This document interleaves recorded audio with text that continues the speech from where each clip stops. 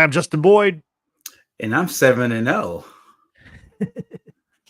And we are the Watchers in the Basement. Welcome to the Watchers in the Basement, and welcome to Watchers Football Weekly, a podcast within a podcast.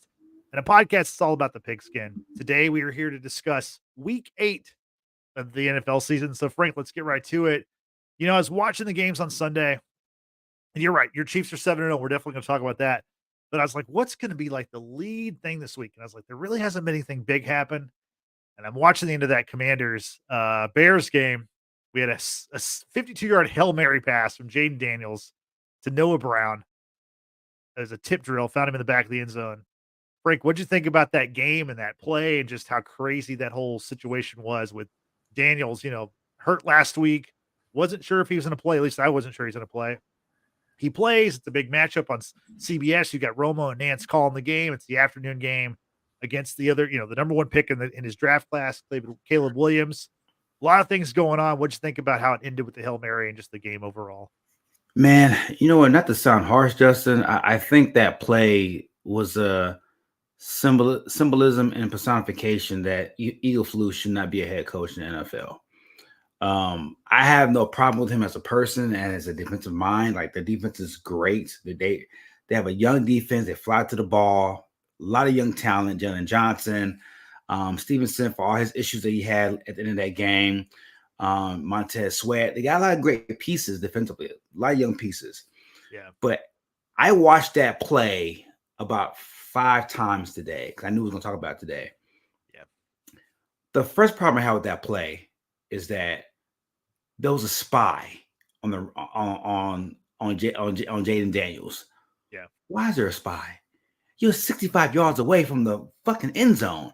You think James gonna run 70 yards to the touchdown? That's my first problem with that. My second problem was, why is there a linebacker trailing on Austin Eckler at the snap of the ball? Why? Like, again, like you're protecting the end zone. They're not trying to get a field goal to tie the game up or to take the lead with the game on the line. They need to get 6. So you have a spy that's spying Jayden Daniels 65 yards from the end zone. You have a linebacker covering Austin Eckler 65 yards from the end zone. On top of that, your DB, the guy who is literally talking trash, not on that play, but the play before, with his back turned to the quarterback. He's talking trash to the fans. He's like, the game is over. On the last play of the game, right before the ball snapped, his back is to the quarterback. He ain't even paying attention. Yeah. He does a pirouette and goes to the scrum to try to make a play. He bats the ball down, and Noah Brown catches the ball for the touchdown. All of that debacle, all of that nonsense, it alludes to poor coaching. You had a timeout. Why didn't you call a timeout before that play? Because I've seen this play 1,000 times. You have too, Justin. Oh, yeah. Typically, when it's a Hail Mary play and it's the last play of the game, as a defense, when the offense lines up, you see the alignment and you call a timeout. You see the alignment, like, all right, cool. This is what they're running. Trips to the right, single coverage on the left-hand side, a single back formation. Like, you know what you see based on like the coverage, and then you move your pieces around on defense to try to counteract that. They didn't do any of that. they just kind of winked it and like, oh no, we cool, man. We'll figure it out as the ball goes in the air. So to me, that's just poor coaching, man. Like during training camp and like early part of the season and mini camp, you practice that. Like, you really practice it during the regular season. Working in the NFL, I work for the Bucks, I work for the Bills. Typically on Saturday walkthroughs, you'll practice that towards the end. But it's like you called no timeout. You had guys covering players as if it was like the second play of the first quarter. It was just poor coaching, man. Like, and just poor coaching design. And I know we'll talk about that game in full length. There was a play in the fourth quarter. DeAndre Swift had 100 yards.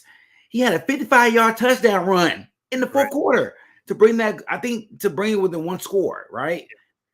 You you're first and goal on the 5-yard line, and you run a refrigerator Perry halfback dive with your guard, Yeah. and he fumbles. What are we doing? Like, did the Yeah. circus come in town? Like, what the fuck are we doing as a franchise to have all of these things, all these missteps in the fourth quarter? And you know it's gonna be highlighted because it's the 325 game, national game. Yeah. Everybody sees it. It's like Eagleflus looks confused and he looks outcoached in every single stop. Yeah. And I don't know if he's long for this coaching role. He's a great defensive mind. I mean, he's a leader of men defensively, but as an architect, as a leader, as at the head coaching him, I don't know if he's the guy. Yeah. Yeah, no, that great point about the play at the end. That other drive, like it's a very close game. It was a low scoring game. I mean, honestly, the Commanders in the first half, they moved the ball pretty well. They just couldn't punch in the end zone. They kicked, basically 4 field goals all in the first half, I believe, or 3 of them were in the first half. I mean, that game could have been a blowout if the Commanders get in the end zone in the first half. And you're right, the Bears, for them to get back in the game with that swift touchdown, and then have the chance to kind of push the lead. It just kind of boggles the mind with what they decided to do. And then, like you said, the play by Tyreek Stevenson taunting the crowd, not even looking at the ball when the play is starting. It's like I've never seen that before. That was, and I mean, granted, yeah, those plays don't often result in catches, but like when you're the dude who then goes flying in off the top rope late and you bat the ball in the air and the guy catches the touchdown pass, that's pretty bad. It looks bad on you, it looks bad on your team. And it was a big game for these two teams. These are two teams that, we're at week 8. They're usually not still in the discussion of week 8. They're talking about next year. They're talking about who's going to be the coach and who's going to be their quarterback and thinking about the draft. Both these teams are, solid teams. I mean, I think the Commanders might be a really good team, but to the spotlight of that game, the magnitude of that game, then to just like blow it the way it did. I mean, from the Commanders' perspective, it's like a fairy tale kind of game, and you got this rookie quarterback who's kind of turned the whole thing around. But from the Bears' perspective, it's like, man, that's a costly loss because you're in the toughest division in football. You're 4-3 now, and you're last place by by a game, but still, like, there's 3 teams ahead of you with a better record, and you're gonna have to play those teams. So very costly loss for the Bears, chances of making the postseason or Yeah. really kind of improving given what happened. And I watched I watched a little bit of Colin today. Normally Nick writes on Colin for his 120 Yeah. spot, but they had Parkinson on there. He's on the local Chicago radio show, so they the home of the Bears. And to hammer home the point about Eagleflus and like his coaching awareness or lack thereof, Kobe Parkinson talked about like the post game interviews, and like Moore, the receiver for the Bears, he talked about how like these guys are outspoken. Like Moore talked about, oh man, that was a poor play with the lineman with the running play. That was bad. The tight end, I can't remember his name. He talked about how Cole Kmet, probably. Yeah, Cole Kmet. He talked about some things in the game that he didn't agree with. Jayden Johnson talked about the alignment that he didn't agree with as well. Mm-hmm. These are players actively questioning the coaching decisions throughout the duration of the game. Can you imagine like Laura Malloy or a defensive player of the Patriots question Belichick in the media? Could you imagine Chris Jones or Jalen Watson or Leo Chanel questioning Spagnuolo or Andy Reid with coaching decisions throughout the duration of a game? These are young players actively questioning the coaching staff in the media. Yeah. And it's Chicago, so they're gonna run with the shit. It's just kind of like it just goes with what I've been saying. Like they're so empowered to the point where like they have no idea what they're saying as far as like you're damaging your coach's leadership and prestige, or if he does have prestige, by questioning him in the media. And I'm not saying it's not warranted. These are all terrible calls by the staff. But for players to feel so comfortable to come out and say that tells me enough how they feel about their head coach. No, that's a great point. And we saw this guy, obviously the Bears were the Hard Knocks team. And, you could see that Eberflus was kind of like, after this is his third year, correct? Second or third year? I think it's third. Correct. It's third Yeah, year. Yeah. yeah. And like they kind of made a big deal about how he had like a makeover and he grew a beard in the off season and changed his look and it's like you're kind of grasping at straws when that's kind of like what you're kind of trying to fall back on is trying to change your personality to fit in with your team. But um to me, this is such a big loss for the Bears and such a crushing way to lose that game. But like I said, for the Commanders, what a win! What a I mean the this team hasn't been this good since what that RG3 season probably. I mean they haven't had this much excitement there since then. They had a season with was it 16 when Kirk Cousins they played the Packers in Washington, Okay, a wild card okay, game, and the Packers beat them. It might have been okay, 16. That's the last season I remember them making the playoffs do anything. They lost yeah, in the first round. yeah. So anyway, exciting game. Good. I mean, like I said, we needed something to talk about to lead off the show, and like that was that was a gift. So I appreciate Jayden Daniels. I appreciate Noah Brown. I appreciate Tyreek Stevenson for helping out. We needed the content. But as far as the rest of the week, we got to talk about the Chiefs. You mentioned it. They stay unbeaten. They're the only team in the NFL with a spotless record. They also had the debut of DeAndre Hopkins. And they actually made a trade yesterday. So Frank, you got a lot of stuff to touch on. Let's talk about the game first. What did you think about the 27-20 win over the Raiders and how Hopkins looked in his debut? The Chiefs are one of those teams where like they've embraced not winning with style points. Right. Just win, baby. Like it's Yeah. that it's The Raiders mantra, yeah. it's that Raiders mantra, which is so funny, is just win, no matter how ugly, no Yeah. matter how it looks aesthetically, just win. And it's funny when you study this offense, they're number one in the league in third down efficiency. Number one in the league. Yeah. But they're the middle of the pack when it comes to red zone efficiency, when it comes to red zone turnovers, or like toward the end of the pack. So they're a team where they make the plays when they need to make them in the most crucial parts of the game. And for me, when I look at a lot of those Patriots championship teams and a lot of those Tom Brady led offenses, there was some years where they were prolific, like 07 and 2010, where they just couldn't stop scoring. They just broke the scoring record, and 40-yard plays here and putting 40 spot points on random teams. And then you had teams like the 18 team and the 15 team. They had teams like guys like Chris Hogan and Danny Amendola.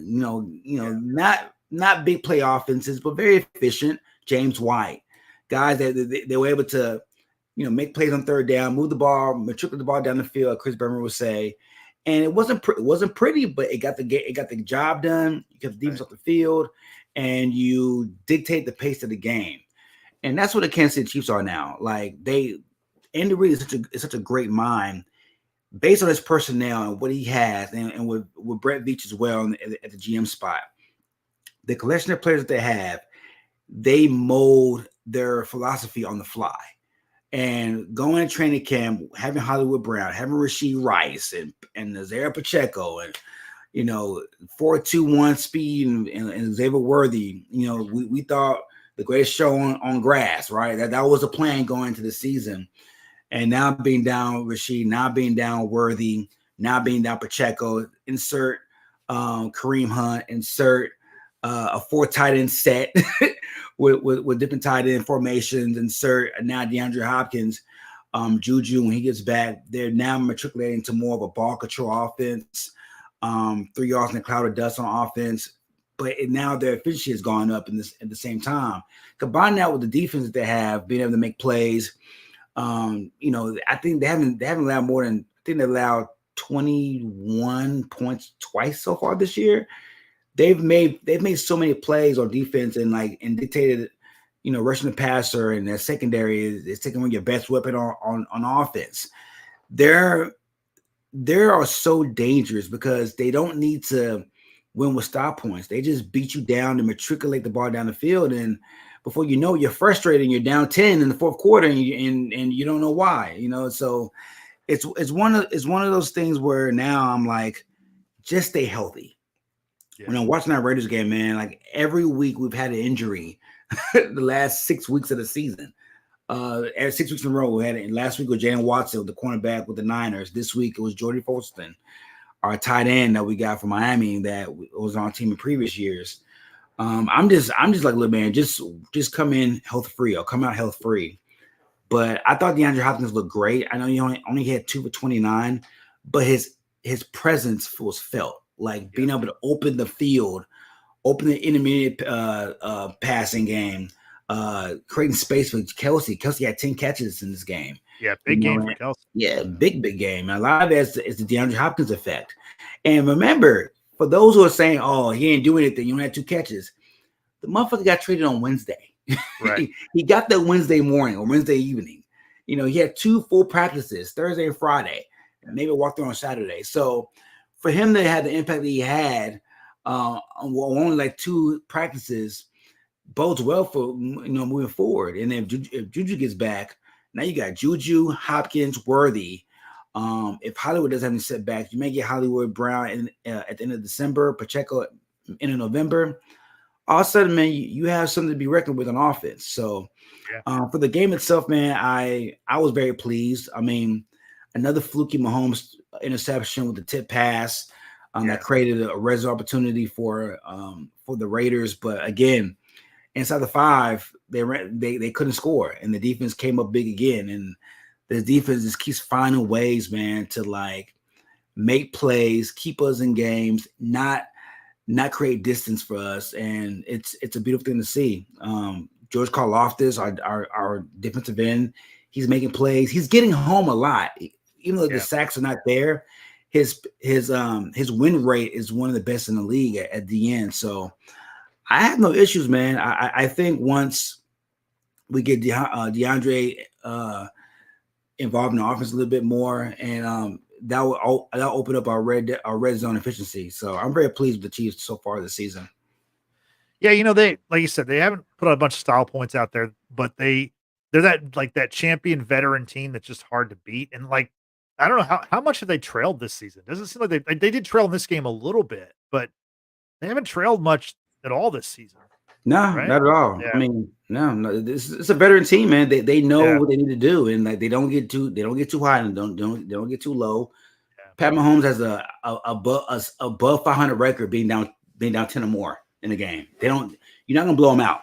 Now they may beat themselves with silly turnovers and holding calls and false starts here and there, but when the game matters the most in the fourth quarter, they find a way to make the key plays and the key drives and get key stops on defense. So, and I don't think that the Chiefs are done in the trade market. They exercised Juwan Taylor's our right tackle. They exercised his contract, converted some $5 million into signing bonus money, which tells me that they're trying to make another move. So could it be a corner? Could be Marshawn Lattimore. That's the rumor from the Saints. The Saints have a horrible cap situation going on right now, and with the Niners, with the Chiefs losing Jayden Watson last week to injury in a Niner game, you have a void at CB2 behind McDuffie. So if they get Lattimore, man, that'll be a great move. And they added to their defense yesterday. They added Josh Uche from the Patriots, linebacker. So how do you think that helps, man? He's a pass rusher, right? Yeah, I love the move because for 2 things. So he's in his contract year, but in 2022, 2 years ago, he had 11.5 sacks. And I think, and for the Chiefs to only give up a 2026 6th-round pick, not 2025, 2026, right. You gave up nothing for him. So you get another pass rusher in a rotation with Karlaftis and Dana, Chris Jones, Charles Omenihu, who will be back pretty soon. So now you got 4 or 5 guys who can rush the quarterback. It just creates it creates more pass rush diversity for the Chiefs, and you gave up nothing to get him. So it's a great move, I think.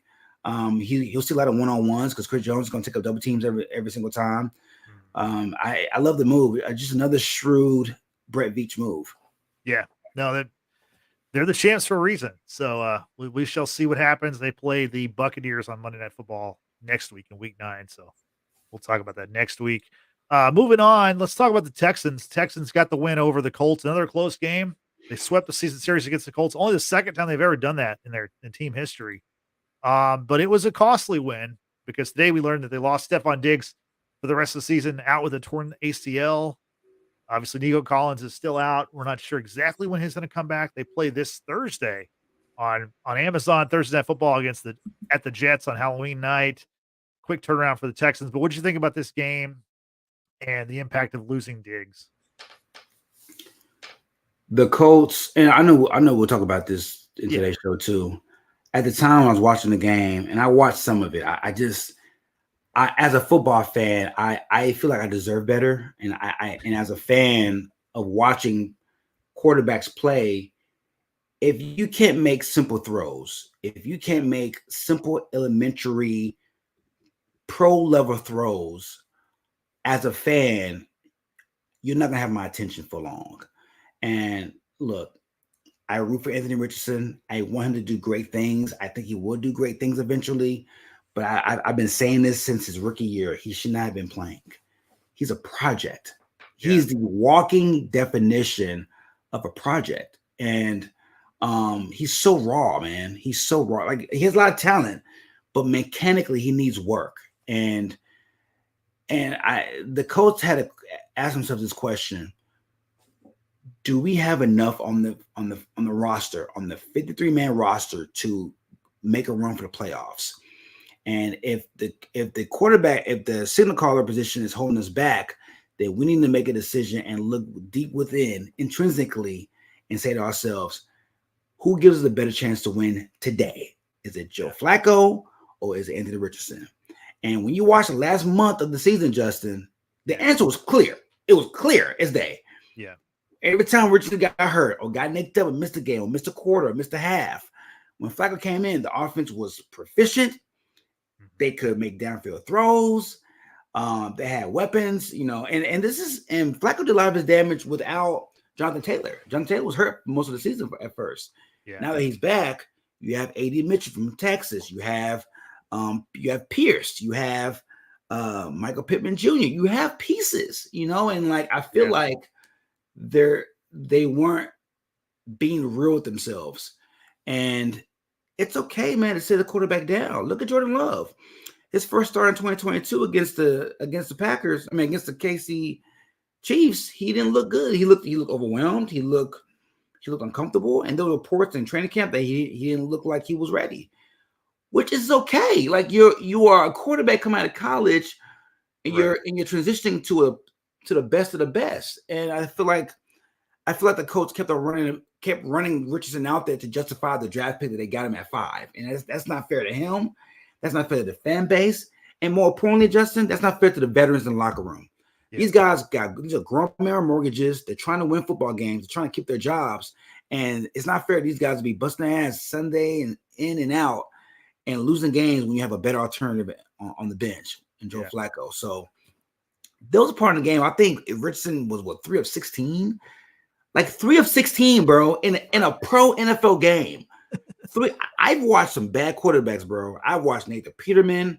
I've watched Blake Bortles. I've seen some terrible. I watched Trey Lance throw 5 interceptions in the preseason game earlier this year. I watched some bad quarterback play.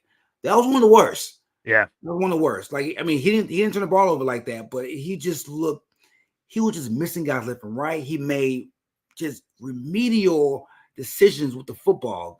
Guys running open, trying to force the ball in double coverage, overthrowing guys, not throwing guys in stride.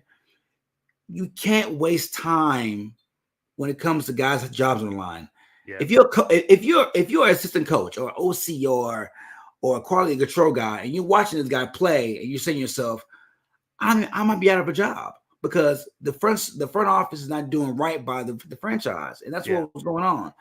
And today they came out and said, Flacco is going to be starting moving forward, which I think is a good thing. I don't think it's in the world for Richardson. He still could be the two things can be true. You cannot be ready and still be the quarterback for the future, yet still start the guy who is the veteran signal caller who can have you win games now. I think Richardson will be better for it, and I think the coach will be better for it. As for the Texans, man, they're having the injury bug. It's tough. It's tough. Yeah. You lost Nico. Now Stephon for the season. It's tough. Like, if you're the Texans, you have to scour the trade market and see if you can bring a guy in, because this team is ready to win. This team is ready to win now. Yeah. And we don't know how far along. We don't know how far away Nico is from coming back. But now you're down 2 your starting receivers. Tank Dale still not really worked in yet into the offensive scheme. Yeah. You have Mixon. You can run the ball, but Stroud needs help.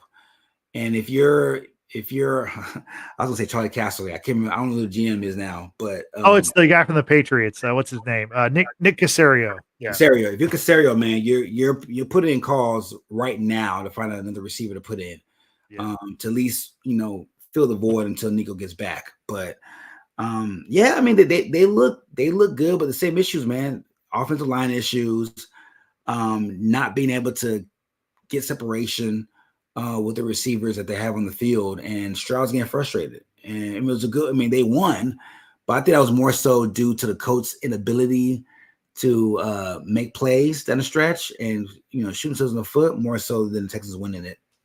Yeah, no, definitely. The Mixon has been a great addition to the Texans. He had another 100-yard game, another touchdown. He's really been so crucial. And then as far as the Colts, like you're right, like with Richardson, like he can make the big play. He throws the best deep ball maybe in the league. I mean, maybe not the best, but he throws a very good deep ball, and he has the ability for the sensational play. It's everything else. I think going to Flacco is the right move. Flacco might be a top 10 or 15 quarterback right now anyway. So there's lots of teams like if I were the Jets, I'd rather have Flacco than Aaron Rodgers just flat out. I would. I think he's just a better quarterback. Right now, he's just a better quarterback. Yeah.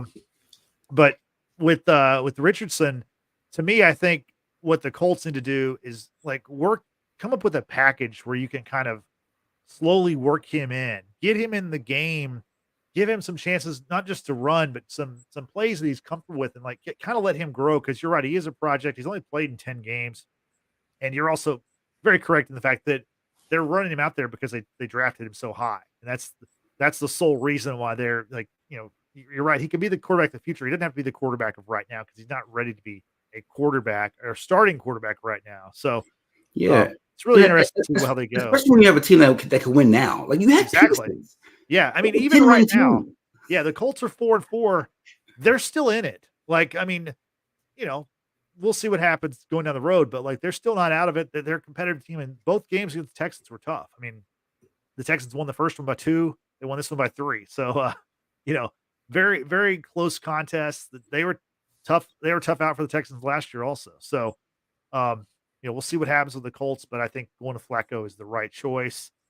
Let's move on to another game. Speaking of Flacco, his former team, Cleveland Browns, upset the Ravens as Jameis Winston got the start in the place of the injured Deshaun Watson, who's out for the season. And the Browns ended the Ravens' 5-game winning streak. What did you think about this game? What did you think about Jameis coming in? Wasn't it like the most predictable thing ever that he was going to come in and throw for 300 yards and 3 touchdowns? I mean, like you just knew it was going to happen. So everything I said about the Colts is the same thing I'm said about the Browns from this respect. Franchises have to stop justifying their decisions financially on the players they spent money on or spend draft capital on. And I had a long conversation with my boy Jeremy about 5 weeks ago after the Cowboys Browns game and how horrid Deshaun looked. And he argued with me like, "Hey man, like you have to play him. Like you paid, like you paid him, man. You got to pay him. You got to play him." No, you don't. It's really that simple. If he's a hindrance to wins and losses, right, more so losses than wins, and you have a guy that's on the bench that can at least give you better production and not put the ball in harm and make an offense look at least comparable, then you need to play that guy. Look what the Broncos did. Like, whether you agree with it or not, the Russell Wilson project did not bode well. And they kept parading him out there. And it got to a point where they're like, you know what? We can't keep justifying this pick, justifying this trade. We got to just cut our losses, take our L, and move on. And that's what they did. The Browns, it took the Browns 5 weeks too long. After week 2, I would have gave Deshaun a mulligan. Like, you know what? Yeah, offseason shoulder surgery. Yeah, horrible look against the Cowboys. I'm gonna give you one more week. He was just as bad, if not worse, the following week.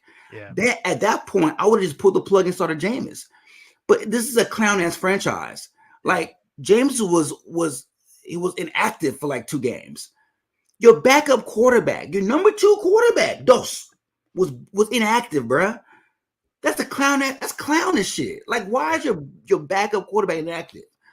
That makes no sense. Like, and to me, it's like, what are you telling Miles Garrett? What are you telling David Njoku? You know what I'm saying? These veterans who bust their ass every Sunday to try to win games, and you're praying that Deshaun Watson every fucking week, knowing damn well he's not going to do anything. Like when Amari Cooper was there, he had the worst target accuracy attempts in football. Like as far as like catchable balls, it was so bad for him. Like he was the worst because of Deshaun Watson. And it's like the Browns have a good defense. They knew Nick Chubb was coming back eventually. You have pieces, you know what I'm saying? Like to like be at least, competitive in the AFC North and maybe walk into a wild card. It's probably too late now. I mean, I don't know if they'll be able to go on a run, but it's like it makes you wonder if they were a serious franchise, what would they have been now if Jameis starts 4 weeks earlier?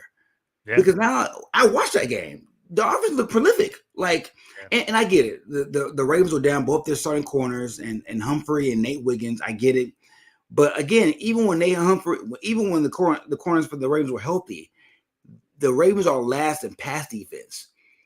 They're last in explosion play. They gave up the most 20-yard plays in football, even when the corners are healthy. So saying all of that, it makes you wonder had the Browns started Jameis 4 weeks earlier, where would they be today? You know what I'm saying? So as far as the game, it's typical Jameis start. He has throws that make you say, God damn, this is wow. Over the linebacker, right for the safety in a hole, and he has throws where he's dropping around Kyle Hamilton's chest for an interception that he drops, or he's overthrowing guys, or he's throwing a double coverage. That's just the Jameis Winston experience. But guess what? With that experience, you could win 3 out of 5 or 4 out of 6 because the arm talent of Jameis Winston and the weapons that you guys still have. And Cedric Tillman's a receiver that's emerging. He was a rookie out of Michigan State, I believe, but he had a big game. And I mean, you still have enough weapons there, which Chubb, Tillman, Njoku, Jerry Jeudy. They can still make noise because they can run the ball. They have pass catchers and they can stop the run. So with that being said, man, that's from the Browns side. From the Ravens side, they have problems defensively. That defense is not the same. I mean, McDonald is gone. He's the head coach in Seattle now. Secondary wise, they have leaks in that secondary. They can't stop a nosebleed. And it's going to be one of those things where they're going to be in a lot of shootouts. And Lamar Jackson, which may help Lamar Jackson and Derrick Henry's MVP campaign, but come January, man, pre-deadline, they got to get a corner. They got to get a corner or a pass rusher to help alleviate the secondary issues they have in their back five. Yeah, no, definitely. Their defense is not the Ravens' traditional like trademark defense. But the offense, they still had a chance. Even last, Lamar's last 2 throws in the end zone in that game, one of those balls was very catchable. Like it was easily could have won that game. As far as Cleveland, they're 2-6. They got to dig out of a big hole to have a chance. The AFC is pretty tough, obviously, with the Chiefs and the Ravens ahead of them, and obviously the Texans. And it's really interesting, like looking ahead into like late December, the Texans, Chiefs, and Ravens all play each other like in the same week or 10-day period. So it's gonna be a crazy, crazy like end of the season for like the best teams potential in the AFC. Yeah, and that's the great thing about the Chiefs. Like you hold your destiny. You already beat the Ravens. You already beat the Bengals. You play the Texans. You play the Steelers, who are 6-2 as well in December. Like you hold your destiny. So it's like there's no excuses now if you're Kansas City. Like you don't have to worry about nobody else holding your destiny in their hands. It's all up to you. So yeah. And the Ravens, they actually made a move today, not to bolster their defense, but to add to their offense. They traded for Panthers wide receiver Deontay Johnson. What do you think about that move? I know there was, I know you mentioned that you thought that Deontay Johnson might be a chief target before the Hopkins deal. What do you think about Johnson going to the Ravens. I'm a hater, bro. I'm such a hater. Did you see what they gave up? They gave up a 6 that could be a 5th. Yeah. Like really? We had a gang of 5th-round picks. Like what are we doing, Kansas City? Like, what the fuck? No, but that's a great pick. That's a great pickup for them. Rashad Bateman engineered and motivated that acquisition. Did you watch Rashad Bateman in that Ravens game Sunday? Oh yeah, yeah. He had a crucial drop. Yeah, like it would have been a different wide open. Yeah. Wide open drop. Like you can't do as an NFL receiver, you can't make that drop. And I think the brass saw that and said, you know what, man, we got to go for it. If we're gonna have any chance of like dethroning Kansas City and like being a number 1 seed and possibly Super Bowl contender, we got to beef up our pass catching a receiver room, and that was a great pick, man. I mean, now you have Mark Andrews, you have Isaiah Likely, now you have Deontay Johnson, to go along with Zay Flowers. You have a comparable room of pass catchers, man, and then you got Derrick Henry in the backfield too. My thing with the Ravens, man, they got to understand and figure out who they want to be, because again, the last 3 weeks leading into that game Sunday, Derrick Henry was running crazy. He was doing his thing. 20 touches a game, like 100 yards. Like I think he leads the league with 6 yards a carry. Like he's leading the league. He's killing it. And then Sunday he has 11 touches. And it wasn't like the Ravens were down double digits. They were in that whole. They were in the game the whole time, and they just got away from the run. And Tom Monken is known for a guy that I've seen over the last calendar year now. When they are behind a little bit, or even the game is even, they kind of leave the run and like get pass happy. They threw the ball 17 more times than they ran the ball, and it was a possession game for the most part. So it doesn't make sense. They got to figure out what they want to be. And I don't know. No, don't get me wrong. Having Deontay Johnson makes them a better team, but I wonder if it's gonna like confuse the Ravens' identity more of what they want to be come January and February. Yeah, I think they need to be a running team because Derrick Henry was the last several weeks he's been getting like 150 yards a game, and so you're right. Not a lot of touches this game, and they lost. That's what happened in the opener against the Chiefs. So maybe you should give him the ball more and just kind of figure out from there, So we'll see what happens with the Ravens. Like I said, they'd won 5 in a row. That streak is snapped, but I still think they're probably going to be a playoff team. Moving on, Sunday Night Football featured the 49ers and Cowboys. Obviously, it's always a big matchup when you get those two traditional rivals together. You get those uniforms and those colors. The clash of that always looks cool. This was not a very good game. I watched this game. Honestly, like I'm not sure who I feel worse about. The 49ers won. They needed to win. Obviously, they're back to their 500. They're 4-4, which the NFC West is deadlocked in mediocrity. You have the Cardinals, 49ers, and Seahawks all tied at 4-4. The Rams are right behind them at 3-4. The Rams, they might win this division. Who knows? But and we'll talk about that in a second. But let's touch on this Cowboys 49ers game, a game where the 49ers took control in the third quarter and then almost gave the game away in the fourth quarter with I don't know what their defense was doing, but they were letting CeeDee Lamb, the Cowboys' only weapon, like run free. It was, it was like, I was watching, I was like, are they like, do they understand? Like he's live, he's on the field. This is happening. He was running by himself and it's like, it's CeeDee Lamb. Anybody else? Okay, maybe the guy drops the ball, but he's their guy. Honestly, the 49ers were lucky to get that win. I mean, look, CeeDee only led the league in catches last year. I mean, I don't see what the problem is. He only had like 145 catches last year. I mean, I get it, but no, man, it's again like we need to have a serious conversation about Kyle Shanahan, and what I mean by that is that we got to question whether he's a great coach. Because I've seen too many examples now. They've blown 10-point leads 3 times this year. Yep. And two of those resulted in losses. Or it might have been 3 resulted in losses. The Rams game, the Cardinals game, Seahawks game, but they won the Seahawks game. Yeah, they won. There's a lack of focus when they have big leads, and there's a lack of X's and O's in game managing. And that's coaching. That's coaching. Like, it's essentially the same players from last year, like essentially the same roster from last year. And for you to lose focus the way that they do and to schematically not answer the bell, like you said, CeeDee Lamb is the only offensive piece on that side of the ball that the other 31 teams will crawl and claw their eyes out to acquire, and you let this man run free through the secondary.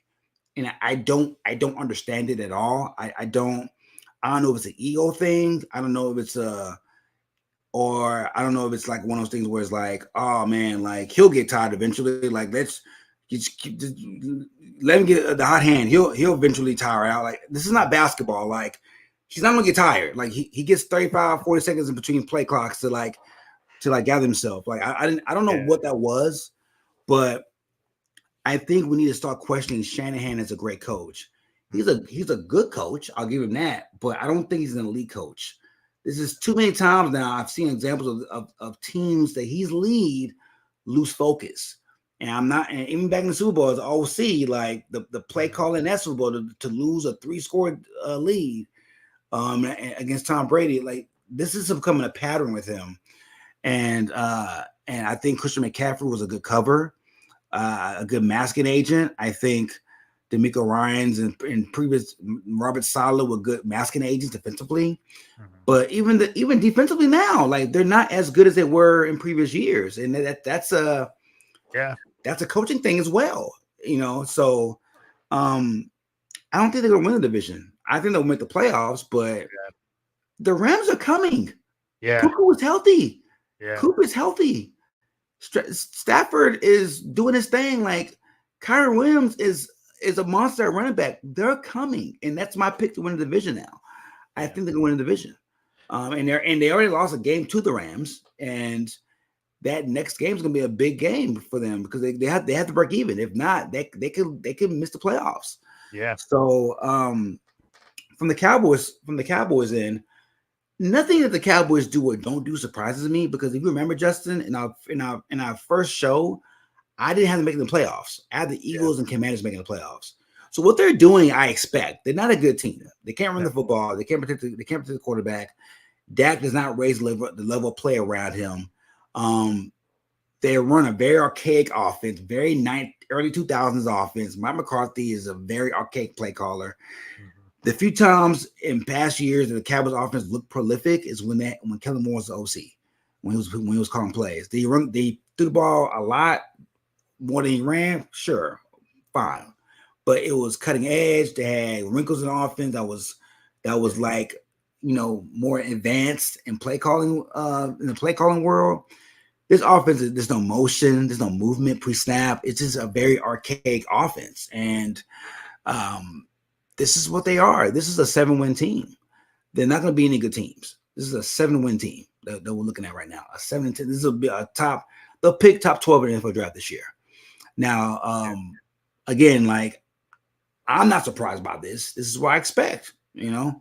And when you pay your quarterback $60 million a year and he doesn't raise the level of play, and you have a corner in Trayvon Diggs who's making $95 million, and you have DeMarcus Lawrence who's making $90 million, and you got to pay Micah Parsons. You're top heavy, but you're not. Your top heavy positions aren't elite. So it's like, what? Sooner or later, the cap is going to fuck you over if you keep paying okay guys elite money, and that's the problem that the Cowboys have. Yep, they can't run the ball. They can't stop the run. But from the 49er perspective, they just took their foot off the gas like too quickly. And you're right, the blown leads, that's an issue for this team whenever they do get a lead. Honestly, I think the NFC West, you're calling that the Rams are going to win the division. I think that's a pretty good prediction. And I think only one team out of the West is going to get in because, you have this other division, the NFC North, where, like I said, all 4 teams are over 500. You've got the Lions leading the way at 6-1, the Packers 6-2, the Vikings are 5-2. The Vikings have lost 2 in a row after their hot start. Then you have the Bears at 4-3, which is better than every team in the West. Let's talk about the North a little bit. The Lions just mauled the Titans. That wasn't even really an NFL game. The Packers survived against the Jaguars. You got Jordan Love suffering a groin injury, but they were able to eke out the win. Vikings lost to the Rams on Thursday Night Football. We've already talked about the Bears. So what are your thoughts on the North? Because we're kind of at the halfway point. It's a 17 game season, so there really is it's hard to find a halfway point anymore. But after week 8, it's a pretty good time. So what do you think about the North? Yeah, I think we all agreed. I think you, myself, and Tristan, our first show, we all agreed that the NFC North was going to be the best division in football as far as like competitiveness, and like just like them cannibalizing each other, right? Yeah. And I think what's going on now is kind of like what we predicted. I still think the Lions are head and shoulders above the rest of the division. I think the Vikings have hit a little bit of a snag, but I still think they're a great team. Yeah. The Packers are, to me, are the wild card because we don't know the impact, how long Jordan Love's going to be out with the groin injury. And even though Malik Willis played well, he's 3-0 as a starter this season as a backup. Again, like they're going to get into the thick of their schedule come November, December. So it means you're going to play the Bears, you're going to play the Lions, you're going to play the Vikings. And it's going to be one of those things where that may decide whether or not they make the playoffs. Because if Jordan Love is out a month, because I've had a groin injury. It sucks. Like it's a nagging injury. And if it's not treated right, that could be a 5 to 7 week injury, depending on, how he's rehabbing. So the Packers, it's a very tough time for the Packers right now, because now if you're Matt LaFleur, you have to operate and assume that Jordan Love is going to be out for a month. That should be your mindset, and you got to transform it to a running style team with Jacobs and Malik Willis, put in packages for Willis, make RPOs, things of that nature, to become a more ball control offense. But as far as the division is concerned, that's the Lions to lose, man. Like, dude, I never thought I'd be saying this, but in 2024, the Lions offense is one of the more exciting offenses to watch. They scored 52 points or 54 points, and Jared Goff had 87 yards passing, bro. Yeah. Think about that. Like, yeah. They didn't even need Goff to do much, and they scored half a casino. Like that's crazy to me. Like it's like when you watch them, it's like, now do they have the issues? Yeah, the secondary has issues defensively. They lost Aiden Hutchinson. I don't know how much they're gonna be able to keep teams down. They might have to run the ball and outscore people. Yeah, but man, when you watch Ben Johnson's offense, man, that is football porn. They do whatever they want. They have so many different formations and sets. It's beautiful to watch. It really is. I think two teams come out of there.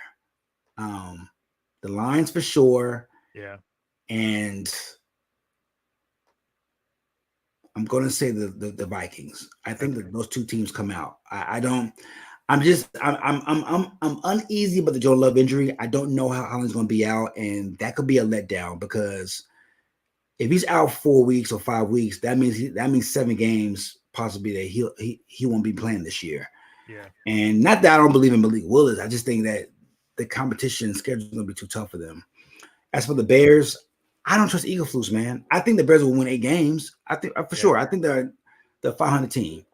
But if you're telling me, do I trust Eagles and that coaching staff to put the Bears in a quality position to win football games against stiff competition? I can't trust that. So that's my thoughts right now. I think the Lions is the Lions to lose. I think it's the Lions conference to lose, barring any unforeseen injuries to the offense or offensive line. That's probably the Super Bowl contender coming out of the NFC. Yeah, no, I agree with you. They've been very impressive. On Sunday, 6 different Lions scored a touchdown, which you don't see that stat very often. And I do think that I do kind of give the Pack a little bit more of the edge than the Vikings, but you're right. Like, if Jordan Love is out for too long, he's out for 4 or 5 weeks, then yeah, I agree. The Vikings will probably be the team that gets in. But I wouldn't be surprised if 3 of these teams make the playoffs. Honestly, like they're that good that I think that there's a chance we could get 3 from this division given how poor the West is. I don't know. We'll have to wait and see how it plays out. But this has been the best division through the first half of the season, and that's without question. So you're saying possibly 3. So let's do NFC math. So Yep. it's safe to say in the NFC East, we got the Eagles and Washington, right? One Commander. of the division champion, right? Right. NFC South with the Buccaneers having injuries with every wide receiver. We're assuming Atlanta. Probably just the Falcons. Yeah, just the Falcons. division winner. That's 3. NFC West. Are you saying just one come out? Just one comes I out of think there? it's one. I think it's either the Rams or the Niners. Okay. So yeah. Well, but that math, if one comes out of the West, that means that there's 3 spots left. Yeah. So okay, I can see that. Yeah, I think that'd be the better thing for playoff football too. I think the North teams aesthetically play a better brand of football than certainly than the West, and certainly than the East also. Yeah. Speaking of the East, both AFC and NFC, the Giants, they finished up Monday Night Football with a loss to the Steelers. The Jets kick off Thursday night for Week 9 against the Texans. The TV darlings, those New York teams, surprise, they're both 2-6. When are we gonna not have to watch these teams all the time because they're so bad? I mean, these are just some of the worst teams ever. They always have been. Quickly, what are your thoughts on the New York teams?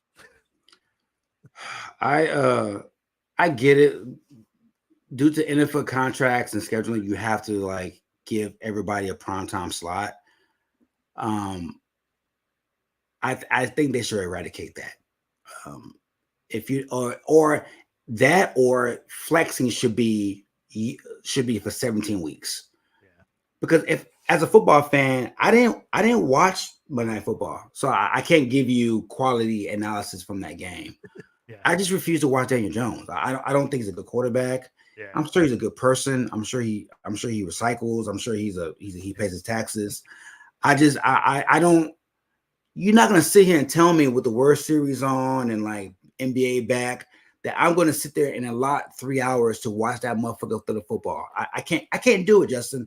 I don't think it's fair to me. Yeah. I don't think it's fair to my light bill. I don't think it's fair to the people in my house. It's not fair to me. I'm not doing that. Yeah. And to parade that man out on the fucking field every damn Sunday on Monday and say, hey, this is a franchise quarterback is an insult to my intelligence, is an insult to my NFL fandom, and more importantly, it's an insult to the Giants fandom. Bro, what are we doing? I'm not they had Tyrod Taylor last year. Tyrod Taylor made that offense look again. These franchises, they do this to themselves. They try to justify their draft picks and their signings, even when they're bad, by parading them out there, knowing damn well they're not good. And it's when Tyrod Taylor played last year, they look decent. They look watchable. It's he's not watchable. He made a throw. There was a throw I saw on the highlight on NFL Game Day to the sideline. He threw in double coverage to the sideline, and he telegraphed his throw. He stared down his receiver. I think it was Wanda Robinson, and threw a pick. It was an 8th grade read. He wasn't open, and then he didn't look off coverage. Yeah. He threw the ball away. He just forced it. He thought that he could throw it through the DB, which was insane. But again, I don't think the Giants they should be regulated. How Premier League, they should be regulated from pro football until they get a decent quarterback to run that team. And with the Jets, this is what they deserve. When you fire your head coach, when you make everybody goddamn scapegoat, when you give Aaron Rodgers all this power and all this and all of this impunity to run this franchise, and you're 2-6, this is what you get. This is poor ownership, poor front office, and they've been a joke since Parcells left. They had a couple of good years with Rex Ryan there, but for the most part, it's a joke of a franchise, a joke of a front office. And at 2-6, you're sitting there. They're putting up the same offensive production that they had with Zach Wilson last year. Yeah, the same. When you go through the first 6 weeks, it's the same production, same points per game, same passing yardage. I think Wilson had a better completion percentage. Like this is insane. Like you gave up first round picks, you gave a draft capital for this guy, and he's 40 and washed. This is what you paid for. Yeah. And as fans, if I'm a New York fan of either franchise, I'm not paying my money to watch the motherfuckers play. I'm not spending a single kilowatt of my light power or electric power to watch any of these teams play. And I think it's funny to me that these fan bases keep going out there to support such poor products. Yeah. And this is going to be another rant that I'm going to have. Stop being diehard fans of teams. Your fandom should be conditional. It should be conditional on three things: conditional on the front office, the ability to put a product on the field; conditional on the players' performances on the field; and conditional on how they commit themselves to winning. If they can't do those three things, don't commit to your fandom to bad franchises. Your franchise, that fandom should be conditional and it should be divided. And if it's not, if they're not doing what they need to do, find another team. Yeah. I mean, honestly, I just want these teams to be a little bit more entertaining because we have to watch them. That's why I was so happy that the Commanders got a quarterback. I'm so happy that the Bears finally have a quarterback because these teams that haven't had quarterbacks forever, I'm glad that at least they're entertaining. I mean, the Commanders are very good, but moving on, sticking in the AFC East, just kind of run through the divisions. The Bills rolled over the Seahawks 31-10. Josh Allen threw his first interception of the year, but had a pretty good game otherwise. And the Bills have a 3-game lead in their division at the halfway point. Miami's 2-5. The Jets and Patriots are both 2-6. That's pretty much a wrap, right? The Bills are going to win that division. Don't you think so? Oh yeah. No, they're. I mean, they're priming. They're getting ready for January. Just if you're the Bills, just stay healthy. I mean, the brand of football that Josh Allen's playing, like he has one interception.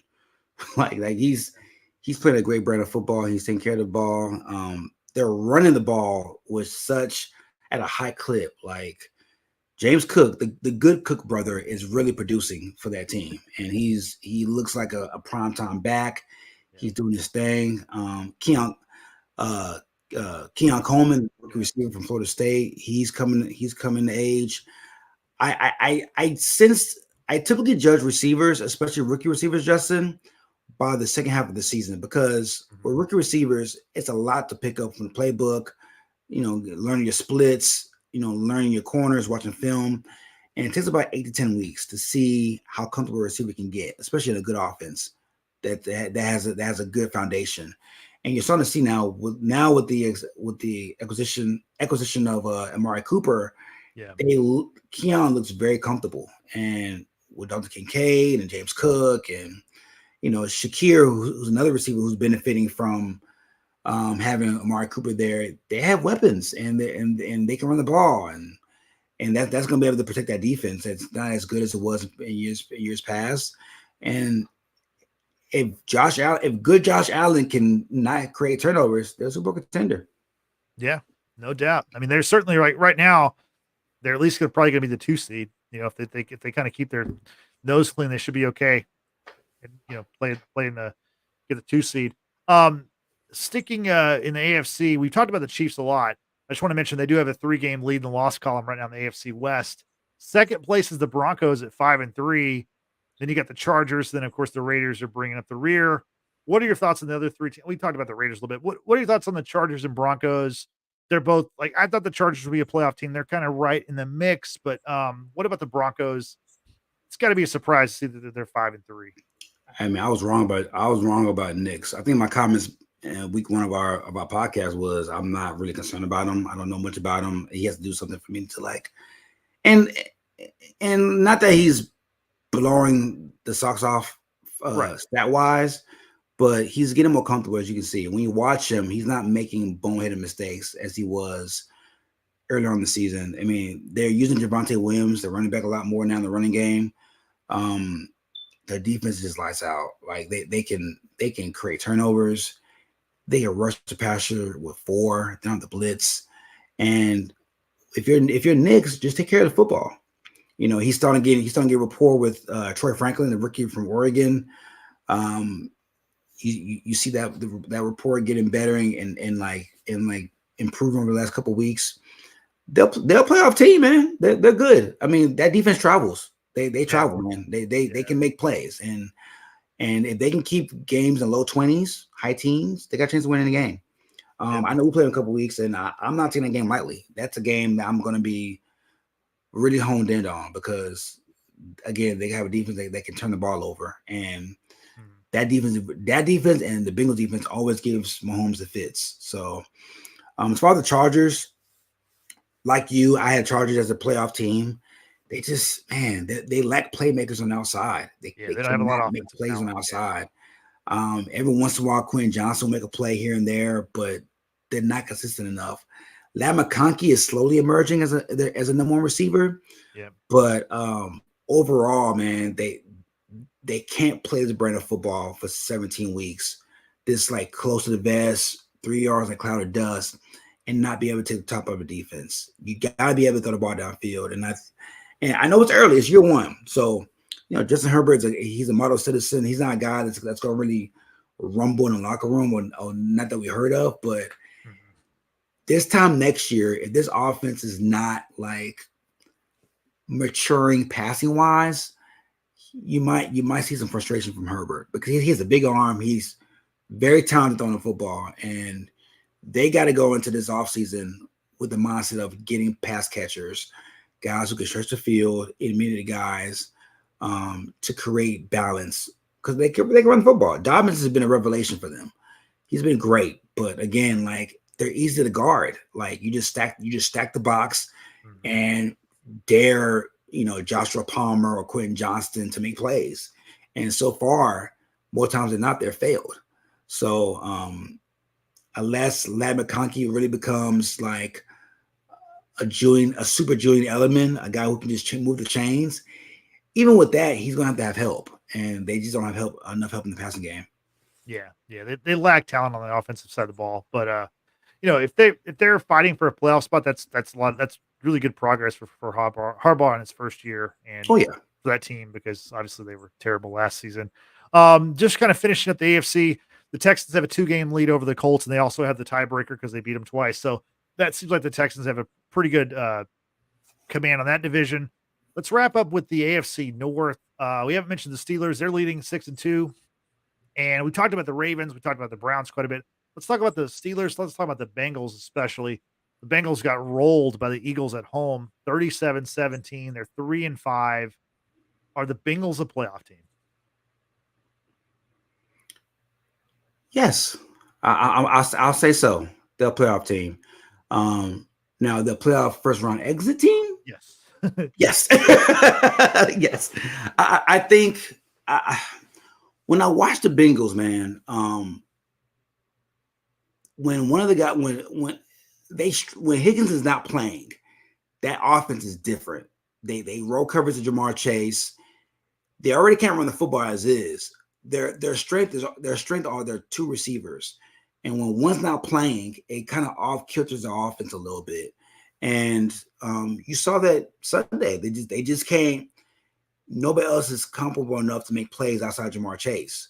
And when Jamar Chase is getting coverage rolled to him, and the rookie from Alabama made a couple plays here, and Gesicki is a good tight end, but they lack explosion with Higgins not being there. And we all know defensively that they're just not good enough. The Bengals defense is terrible. If they're gonna win any type of games or win games, period, it's gonna be their offense and Joe Burrow. And that's pretty much what it is. Like I gave the Eagles a lot of flack this year. I still think they're going to the division. That was a 20-point win on the road is impressive in the NFL. Yeah. That's impressive. The Bengals record does not resemble how good they can be offensively. So to go in and win by 20 and dominate the ball the way they did was impressive. I think the Eagles have found the formula of like run the ball 55-45, run the pass, and getting Jalen Hurts out of that third and long and second and long situations. I think once they keep Jalen Hurts around 25 passing attempts and below, they're good to go. And the defense played better too. They made some plays defensively. But if the Eagles are going to do anything, it's going to be their running game and RPO game with Jalen and Saquon. Yeah, no, definitely. That's the key to their attack. The one division we haven't mentioned much about is the NFC South. Let's run through that quickly. The Falcons are leading at 5-3. They beat the Bucks again. They've swept the season series against the Bucks already. The Bucks are 4-4. They're still in it. Pretty competitive team, but obviously 500 now. The Saints, after starting 2-0, now lost 6 straight. They look like one of the worst teams with all the injuries and all the problems. And then, of course, the Panthers are 1-7. What are your thoughts on this division? Is it pretty much the Falcons to lose? Yeah, it's Falcons to lose. Like if the Falcons are healthy, they're gonna win the division. I had the Bucks in the beginning, but I mean, in one game last week, we lost Godwin and Evans, and we don't know how long Evans is gonna be out. It could be a month, could be longer. Godwin's having a great year. I think at the time he was leading the league in yak yards and receiving yards. So he was having a great year. Yeah. And to lose that is just a big loss. It really is. Baker played well. I mean, Baker was still slinging it left and right all over the yard. It's just, I don't know. Now they have Jalen McMillan, the rookie receiver from Washington. Mm-hmm. Can he fill that void with Godwin out? We'll see, I guess. But Cade Otton had a great game. Yeah, I think he had 2 touchdowns in that game as well. The tight end for the Bucks. But defensively, the Bucks have issues. They can't stop the pass, and that's going to be a problem for them moving forward, especially being down Godwin. The Falcons, man, I mean, they're so potent offensively with Drake London and Kyle Pitts is coming around now. He's making plays. This is the second week he scored a touchdown. 2 touchdowns, they seem to figure out that Kyle Pitts dilemma with Kirk Cousins now. And if Kyle Pitts can put up those kind of numbers, it's going to be impossible to double team anybody in that offense. And they have Bijan Robinson in the backfield as well. So you got Bijan in the backfield, you got Drake on the outside, you got Kyle Pitts in line at tight end. They're gonna be a problem, man. And then they have one of the best all around the football too. So barring injury and as long as they keep Kirk upright, they're a division winner. And just think, what if they'd have taken a defensive player at number 8 instead of taking Penix? They'd be even better. Now, who knows? Penix may come into play because if Cousins gets hurt, he'll be called into action. But I don't know. We'll see how that plays out. How their strategy of using a top 10 pick on a quarterback and then also signing a quarterback to a massive free agent deal in the same offseason, how that works out. So that does it for the NFC South. Is there anything else from week 8 you want to talk about before we move on to college? No, man, I think we covered everything. Yeah, and looking ahead to week 9, not a ton of tasty matchups on the menu. Broncos Ravens looks kind of interesting. The Cowboys go to the Falcons. That might be a interesting game. And of course, we mentioned the Texans and the Jets are on Thursday night, Halloween. The Texans have always had trouble against the Jets in New York, especially. So we'll see what happens in that matchup. Probably the game of the weekend, though, is going to be Lions at Packers. Jordan Love, we're not sure about his status as of right now, but that's a big showdown in the NFC North. So we will have all that next week. Let's move on to college. Couple of big games. Well, one major game, but I want to start off Texas coming off the loss to Georgia the week before. They narrowly held off Vanderbilt. Texas, and in the process, they dropped from number 5 to number 6. Did you watch much of this game, and what did you think? What did you think of Texas coming off that big loss to Georgia? I watched all of it. The second half, the only score 3 American points in the second half on the road was that was tough to watch. Yeah. That was really, really tough. Again, I as a Texas fan, I'm starting to learn that you can't take SEC road wins lightly at all. I get it. Vanderbilt has been playing well all year long, but they have issues with the O-line. Texas does. And I don't know what happened with the O-line. It's like Georgia took away their confidence. It's like they have not recovered from that Georgia game. They had issues in this game as well. They couldn't dominate the line of scrimmage the way that they normally do. And it's becoming evident now. And maybe I think it's a confidence thing because like they have three NFL linemen on that O-line. It's a confidence thing for sure. They gotta figure that out. But and the play calling with Sarkisian, he's calling plays to try to keep Quinn Ewers out of trouble. and they threw a lot of like shallow crossers and flat passes and running back swing passes. That's telling me that you're not confident in Quinn Ewers' ability to throw the ball downfield. Yeah. And as a play caller, if that's how you're feeling, then you need to make a change to Arch Manning in, because you can't win like that against some of the premier teams in SEC. You're gonna have to make plays downfield. You're gonna have to throw the ball downfield and throw it with conviction. And right now, the Texas offense, and I get it. They didn't have Isaiah Bond. He was out in this game as well. But they have enough weapons offensively at the receiver position to make plays downfield, and to not challenge Vanderbilt's secondary vertically tells me that there's a confidence issue with Quinn Ewers. Yeah, no, I totally agree with you. Georgia took away their confidence totally. They better get it back, because they've got a couple. They're off this week. They've got a couple other games, but they finished the season against A&M. That's obviously a massive rivalry game, which we haven't had in 10, 12, 13 years, whatever. Yeah. And this year that might be. I mean, it's a big game regardless, but given the way A&M is playing, that might be a tough game with SEC implications, with playoff implications. So let's talk about the game of the weekend. The biggest game on the slate was LSU and A&M. LSU controlled this game the first half. I thought they were going to kind of win relatively easily. Then the second half, A&M brought in their backup quarterback Marcel Reed. He ran for 3 scores, and the Aggies just dominated the second half en route to the win. What did you think about this game? Connor Wegman needs to get his application ready and get ready to transfer. Yeah, that job he's not getting a job back. That's Marcel Reed's job.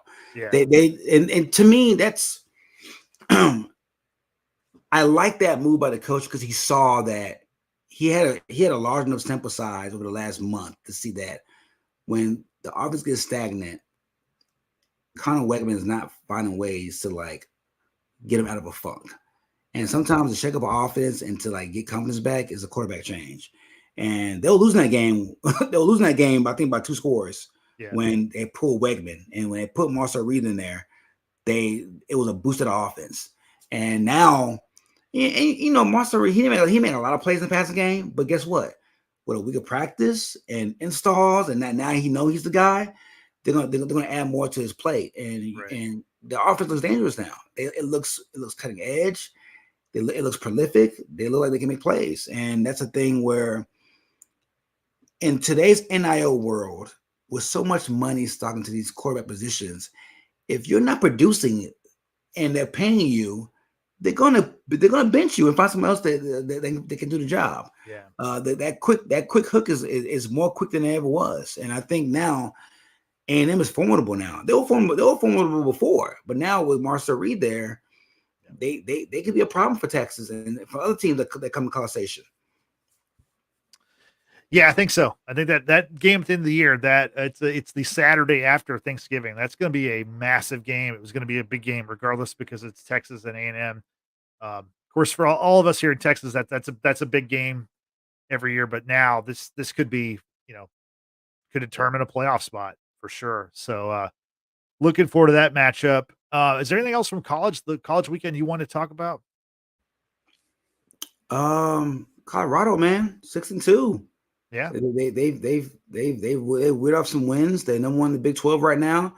Yeah, if they win out, they have a bone to pick with the CFP committee, and they may get in. If they win the Big 12. I mean, Deion's done a good job. I mean, that loss in Nebraska seemed like it was years ago. Yeah, they played. I mean, Travis Hunter and Shadur have played great Heisman front runners. Watch out, man. Colorado may get a big CFP invitation to the top 12. Yeah. Yeah. And then this coming weekend, the big game on the slate is Ohio State, Penn State. So we'll see who has the upper hand in the Big Ten, I guess, with that game. Is there anything else you're looking forward to, or anything else from the weekend you want to mention? You mentioned it before, Ravens Broncos, man. I want to see how Knicks performs against a big time AFC title contender. Right. That game is going to be interesting. Packers, Lions. I want to see how LaFleur preps the backup quarterback. Can't remember his name. Malik Willis. There you go, Malik Willis. Yeah. I want to see how he looks coming out. He's 3-0 as a starter, so we shall see, man. I'm excited for this NFL weekend, and yeah, let's see what it brings. I'll tell you one game we're probably not going to be watching a ton of, and that's Saints at Panthers on Sunday. No. I was only watching the Panthers a little bit, only because I was trying to see what DeAndre Johnson looked like and what I was envisioning him, what he could look like in the Chiefs offense. But now that he's gone, I have no reason to watch him now. So. Yeah. No, that's a tough one. Also, Patriots at Titans. That is that's a family and friends only kind of game.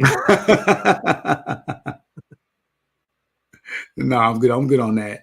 Yeah. Especially Drake May's not playing. I'm definitely not watching. I think he was concussed. So yeah. Yeah, he was knocked out of the Jets game. We're not sure if he'll play on Sunday. Hopefully he does. Otherwise, that's gonna be a rough watch. But you never know. That's great about the NFL. You never know which game's gonna be the game to watch. You never know which is gonna have the crazy Hail Mary or the play that we'll be talking about the next week. So looking forward to another week. We're kind of at the halfway point. So we appreciate everybody for joining us for the pod. Especially in the chat. We've got King B Johnson and M Moves. Appreciate y'all doing that. If you're watching us on YouTube later on, do all the YouTube things. Like us, subscribe to the channel. We appreciate it. It really helps us out. We are also on audio platforms like Spotify and Apple Podcasts. So give us a listen there. Give us a 5-star rating. That also helps us. Of course, we're on social media. You can check us out at Watchers Basement. We're on Facebook, and we're on Twitter, we're on Threads, and there's one more we're on. I'm blanking in my mind, but we're on the other one too. Facebook, Instagram, Twitter. Yeah, Instagram. There we go. Instagram, Threads, Facebook, and Twitter. Be sure to use the hashtag Watchers Basement. So Tristan will be back next week, hopefully. So we'll have the trifecta back in order. But for now, for Frank, I'm Justin saying thanks for watching. Thanks for listening. We will see you next time. Have a good night. Bye-bye.